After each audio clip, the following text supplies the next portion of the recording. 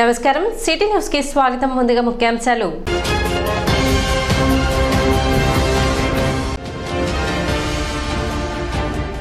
చోరీ కేసులో నిందితుడిని విచారిస్తుండగా వెలుగులోకి వచ్చిన గంజాయి వ్యవహారం.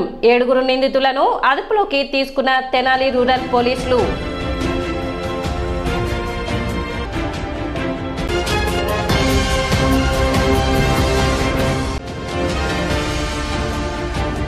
తెనాలి పురపాలక సంఘం ఆధ్వర్యంలో ఈ నెల 12వ తేదీన తెనాలి రణరంగ్ చౌక్ లో జరగనున్న క్విట్ ఇండియా వేడుకలు.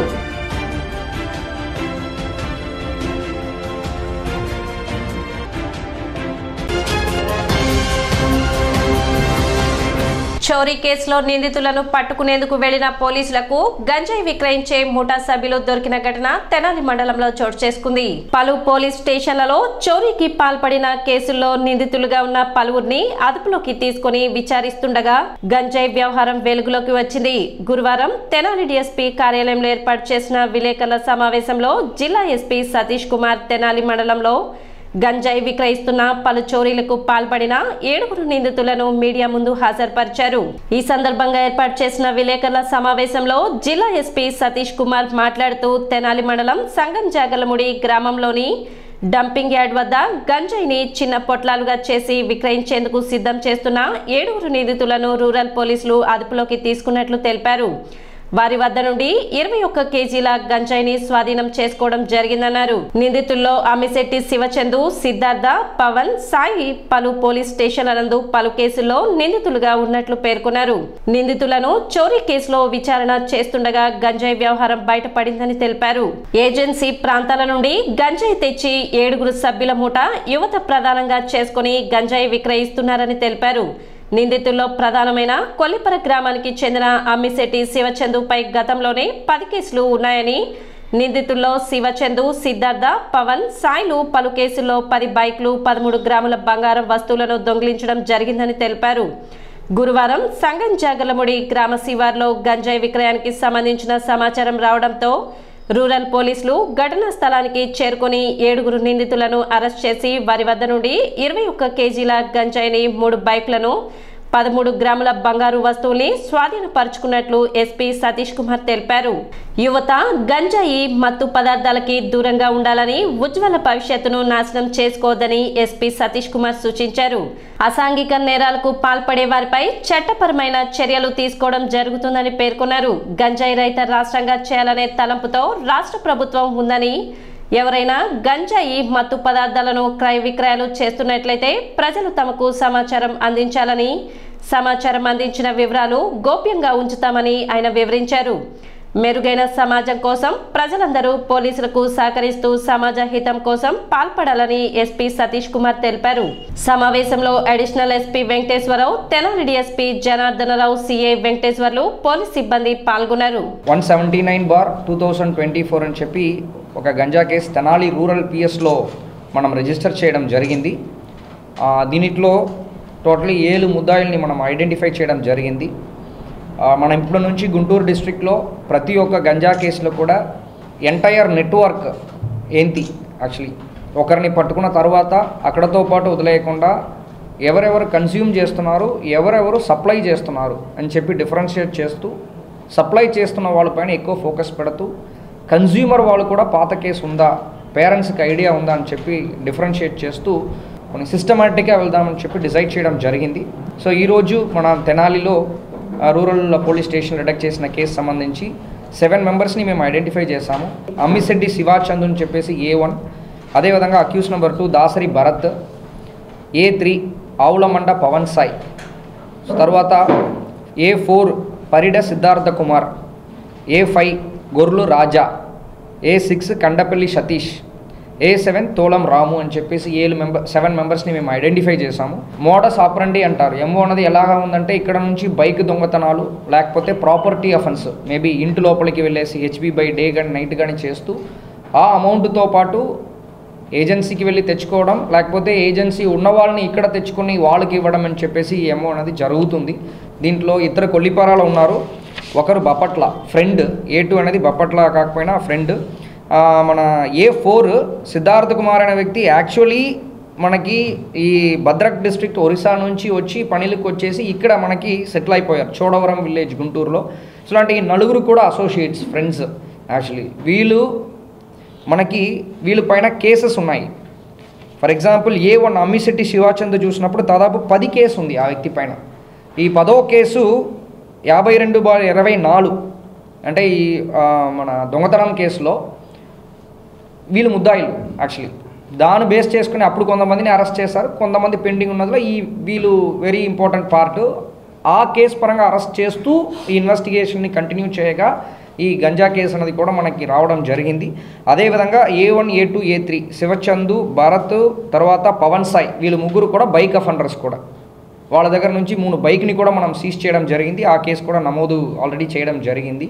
20 కేజీల వరకు మనకు దొరికిందంటే దానికి 10 years పనిష్మెంట్ ఉంటాయి, ఫైన్ 1 lakh వరకు ఉంటాయి.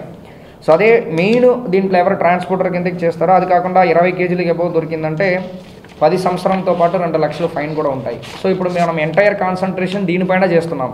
ఇప్పుడు నుంచి 20 కేజీలకి అబౌవ్ వీళ్ళు 7గురికి దొరికిందంటే 7గురు పైన పాత కేసు ఉంది. దీంట్లో ఇంపార్టెంట్ ఏంటంటే దీంట్లో A4 పరిడా సిద్ధార్థ కుమారు, A7 తోలేం రాము ఇద్దరికి కూడా ఆల్రెడీ గంజా కేసు ఉంది. ఎక్కడ తడాలో ఉంది నెల్లూరులో మన A4 పరిడా సిద్ధార్థ కుమార్కి, A7కి నరసాపురంలో ఉంది వెస్ట్గా. ఇలాంటి ఈ గంజాలో ఎవరు ఇన్వాల్వ్ అవుతున్నారో వాళ్ళు మళ్ళీ ఇన్వాల్వ్ అవుతుంటారు. ఇది వీళ్ళని పర్మనెంట్గా మనం ఎలాగా న్యూట్రలైజ్ చేయాలన్నది ఒక పెద్ద ఛాలెంజ్. వీళ్ళు బయటకు వచ్చిన తర్వాత మళ్ళీ స్టార్ట్ చేస్తుంటారు. వీళ్ళపైన ప్రివెంటివ్ డిటెన్షన్ ఇనిషియేట్ చేయడమా, లేకపోతే పాత కేసెస్లో కన్విక్షన్ త్వరగా వచ్చిందంటే 10 సంవత్సరానికి వాళ్ళు లోపలికి వెళ్ళిపోతారు. ఆ మెథడ్ చేయడం అనేది మనం కమింగ్ డేస్లో మనం సిస్టమాటిక్గా చేయడానికి ప్లాన్ చేస్తున్నాం. Help line number 8688311568. ఇది కూడా మనం ఆల్రెడీ పోస్టర్ కూడా రిలీజ్ చేసాము. ఎవరికైనా ఇన్ఫర్మేషన్ ఉందంటే దీనిపైన ఇమీడియట్గా కాల్ చేస్తారంటే ఆ పర్టికులర్ పర్సన్ నుంచి ఎంటైర్ లింక్ని కూడా ఐడెంటిఫై చేయడం వరకు మనం రెస్ట్ తీసుకోము, ఖచ్చితంగా చేస్తాము. గోల్డెన్ రింగ్ ఒకటి, గోల్డ్ బ్లాక్ బీచ్ చైన్ ఒకటి ఎంత వస్తుంది? 13 grams, 13 grams వస్తుంది, 21 kgs. సో కమింగ్ డేస్లో అది ఎలాగా చేస్తాము, సిగ్నల్స్ పరంగా చేస్తామా, తర్వాత కోన్స్ పెడతామా, స్టాపర్స్ పెడతామా, ఉన్న వరకు మ్యాన్ పవర్ లేకుండా కొంతవరకు ఎలాగా చేస్తాము, తర్వాత మ్యాన్ పవర్ కూడా కొన్ని హెల్ప్ అడిగి ఇంకో కొన్ని పెంచేసి ఎలాగా చేస్తాము అనేది కూడా వర్కౌట్ చేస్తున్నాను. మేబీ మనకు కొంత టైం ఇచ్చారంటే ఉన్న వరకే నేను ఎఫర్ట్స్ పెడతాను. ఇలాంటి ఏరియాస్లో ఇష్యూస్ ఉన్నాయని చెప్పి మనకు అడ్వాన్స్ ఇన్ఫర్మేషన్ ఇవ్వగలిగారంటే కొంచెం మేము దానిపైన ఎక్కువ ఫోకస్ పెడతాము. నా తరపు నుంచి కూడా ఇంటెలిజెన్స్ కలెక్ట్ చేయడము అన్ని కూడా సిస్టమాటిక్గా చేస్తాము. క్విట్ ఇండియా అమరవీరులను స్మరిస్తూ ఆగస్టు 12వ తేదీన పట్టణ రణరంగ్ చౌక్ వద్ద తెనాలి పురపాలక సంఘ ఆధ్వర్యంలో క్విట్ ఇండియా వేడుకలు నిర్వహించనున్నారు. 1942లో భారత జాతీయ కాంగ్రెస్ పిలుపు మేరకు క్విట్ ఇండియా ఉద్యమం దేశవ్యాప్తంగా మొదలైంది. దీనిలో భాగంగా 1942 ఆగస్టు 12న ప్రముఖ స్వాతంత్ర యోధుడు కల్లూరి చంద్రమౌళి నాయకత్వంలో తెనాలి పట్టణంలో ఉద్యమం జరిగింది. ఆనాటి ఆందోళనలో జరిగిన పోలీస్ కాల్పుల్లో 7గురు ఉద్యమకారులు మాజెట్టి సుబ్బారావు, సిరిగిరి లింగయ్య, తమ్మినేని సుబ్బారెడ్డి, గాలి రామకోటయ్య, ప్రయాగ రాఘవయ్య, జాస్తి అప్పయ్య, భాస్కర్ని లక్ష్మీనారాయణ అసువులు బాశారు. అమరవీరుల స్మృతి చిహ్నంగా 1959లో తెనాలిలో స్మారక కట్టడాన్ని నిర్మించి ఆ స్థలానికి రణరంగ్ చౌక్ అని పేరు పెట్టారు. క్విట్ ఇండియా అమరవీరుల స్మృతి చిహ్నంగా నిర్మించిన ఈ స్మారక కట్టడం 7గురు అమరవీరులకు గుర్తుగా 7 స్తంభాలతో ఉంటుంది. మధ్య భాగంలో భారతమాత వడిలో అసువులు బాసిన అమరవీరుని విగ్రహం ఉంటుంది. 1959 డిసెంబర్ 20న తెనాలిలో ఆనాటి శాసనసభ్యులు ఆలపాటి వెంకట్రామయ్య స్మారక స్తూపాన్ని నిర్మించి ఆ స్థలానికి రణరంగ్ చౌక్ అని నామకరణం చేశారు. దీనిని ఆనాటి కాంగ్రెస్ పార్టీ అధ్యక్షుడు కామరాజ్ నాడర్, ముఖ్యమంత్రి నీలం సంజీవరెడ్డిల సమక్షంలో ఆవిష్కరించారు. జాతీయ భావానికి, తెనాలి ప్రజల దేశభక్తికి, పోరాట పటిమకు చిహ్నమైన ఈ అమరవీరుల స్తూపాన్ని నాటి శాసనసభ్యులు ఆలపాటి రాజేంద్ర ప్రసాద్ మరలా సుందరంగా తీర్చిదిద్ది పట్టణానికి వన్నె తెచ్చారు. 2015 ఆగస్టు 12న ఆనాటి ఆంధ్రప్రదేశ్ స్పీకర్ కోడెల శివప్రసాదరావు సమక్షంలో క్విట్ ఇండియా వేడుకలు నిర్వహించారు. ప్రతి సంవత్సరం ఆగస్టు 12న ఇక్కడ అమరవీరులను స్మరిస్తూ అధికార కార్యక్రమం జరుగుతుంది. ఇందులో భాగంగా 12వ తేదీ క్విట్ ఇండియా వేడుకలు ఘనంగా నిర్వహిస్తున్నట్లు తెనాలి మున్సిపల్ కమిషనర్ బండి శేషన్న తెలిపారు. తెనాలి పురపాలక సంఘం ఆధ్వర్యంలో జరిగే ఈ కార్యక్రమంలో పట్టణ ప్రజలు పాల్గొనాలని ఆయన విజ్ఞప్తి చేశారు. 1942 ఆగస్టు మాసంలో క్విట్ ఇండియా ఉద్యమము దేశవ్యాప్తంగా మొదలైనప్పుడు చాలా చోట్ల ఆందోళనలు జరిగాయి. బ్రిటిష్ పాలన వ్యతిరేకించారు. మన ప్రాంతానికి ఈ యొక్క ఉద్యమం వ్యాపించింది. ఆనాడు 1942 ఆగస్టు 12 నాడు మన పట్టణంలో జరిగినటువంటి సంఘటన దేశవ్యాప్తమై ఒక ఉద్యమం తీవ్ర రూపం దాల్చి అది స్వతంత్రం రావడానికి బీజాలు గట్టిగా వేసిందనేది ధైర్యంగా చెప్పగలం. మనం చరిత్ర చూస్తే ఆ విషయాన్ని నొక్కి ఒక్కానించి చెప్పడానికి ఏమాత్రం సంకోచం లేదనేసి ప్రగాఢంగా విశ్వసిస్తున్నాను. ఆ రోజు మన పట్టణంలో జరిగినటువంటి సంఘటన, రైలును ఆ రోజు అడ్డగించుకున్నారు, రైలును తగలబెట్టాము. ఎందుకంటే మనకు స్వాతంత్రం కావాలని చెప్పేసి దానిలో భాగంగా బ్రిటిష్ వారు వచ్చి అడ్డుకొని మన వాళ్ళను అన్యాయంగా కాల్పులు జరిపితే 7 మంది అసూలు బాశారు. స్వాతంత్రం కోసం 7 మంది అసూలు బాశారు. సో ఆ సంఘటనను మనం స్మరణగా తెచ్చుకుంటూ మన పట్టణం నందు ప్రతి ఏడాది ఆగస్టు 12న రణరంగు సౌకర్యటువంటి ప్రాంతంలో ఫ్లైఓవర్ బ్రిడ్జ్ ప్రాంతంలో ఈ కార్యక్రమాన్ని అమరవీరులను స్మరించుకుంటూ ఆ రోజు శ్రద్ధాంజలి ఘటించుకుంటున్నాం. రేపు శుక్రవారం దినాన ఉదయం 8 o'clock రిహార్సల్స్లో భాగంగా మన పట్టణంలో ఉన్నటువంటి ఎన్సీసీ క్యాండిడేట్స్ సుమారు 400 మందితో గాంధీ పార్క్ ఏరియా నుంచి రణరంగు చౌక్ వరకు ఒక రిహార్సల్స్ కార్యక్రమం జరుగుతూ ఉంది. అదేవిధంగా స్కూల్స్లలో కూడా ఎస్ఏ కాంపిటీషన్స్ జరుపుతున్నాం. అదేవిధంగా రకరకాల నిర్ణయంగా ఆగస్టు 12 నాడు గౌరవ మంత్రి నుండి శ్రీ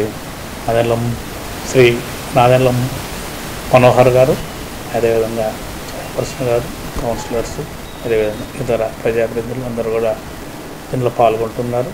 శ్రీ ఆంజనేయ ధ్యాన యోగ కేంద్రం ఆధ్వర్యంలో ఉచిత దంత వైద్య శిబిరం నిర్వహించారు. స్థానిక రామలింగేశ్వరపేట తడికలబడి ఆవరణలో 82వ చిల్డ్రన్ యోగా శిబిరం ముగింపు సందర్భంగా నిర్వహించిన ఈ వైద్య శిబిరం నందు పెద్దలకు, పిల్లలకు దంత వైద్య పరీక్షలు నిర్వహించారు.